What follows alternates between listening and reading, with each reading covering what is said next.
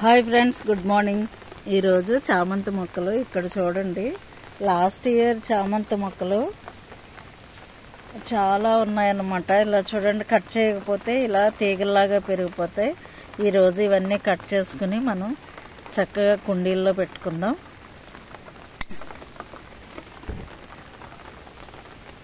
ఇలా కట్ చేసుకోవాలన్నమాట.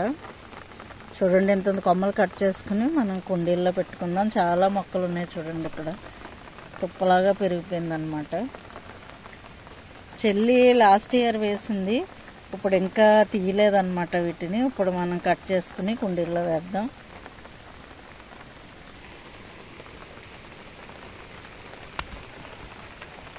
ఇలా కొమ్మలన్నీ కట్ చేస్తాను అనమాట నేను. చూసారా, ఈ మొక్కలన్నీ కట్ చేస్తాను అనమాట. చూసారా, కొమ్మలు ఎంత ఫ్రెష్గా ఉన్నాయో.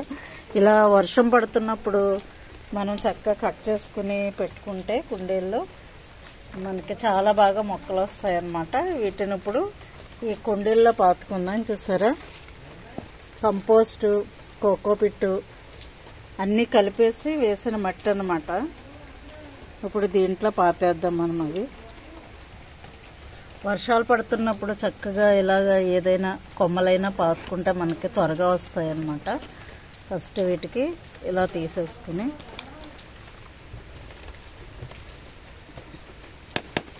వీటిలో మనము ఇప్పుడు కట్ చేసుకున్న కొమ్మలు ఉన్నాయి కదా, ఒక ఆకు తీసేసుకుని ఇలాగ చక్కగా ఇలా పాతేసుకోవటమే.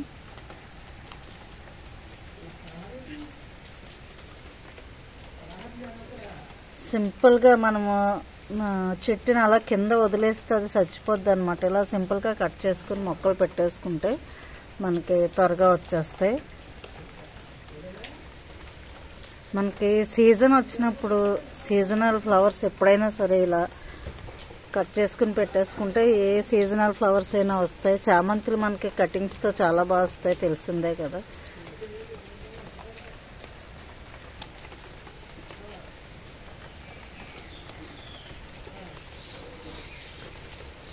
ఇలా చక్కగా రెండేసి పెట్టేసుకున్నా మనకి చాలా బాగా వస్తాయి అన్నమాట.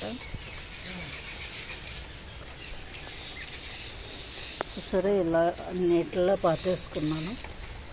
అన్నీ చక్కగా రెండేసి కొమ్మలు వచ్చాయి, కట్ చేశాను. రెండేసి కొమ్మలు వచ్చాయి అన్నమాట ఒక్కొక్క కుండీలో.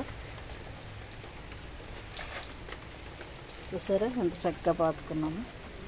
ఈ విధంగా మనం కటింగ్స్ చాలా ఈజీగా పెట్టుకోవచ్చు, త్వరగా కూడా వచ్చేస్తాయి మనకి ఇలా పెట్టుకోవడం వల్ల. ఓకే ఫ్రెండ్స్, నా వీడియో మీకు నచ్చినట్టయితే లైక్ చేయండి, షేర్ చేయండి, సబ్స్క్రైబ్ చేయండి. Thank you for watching. Bye friends.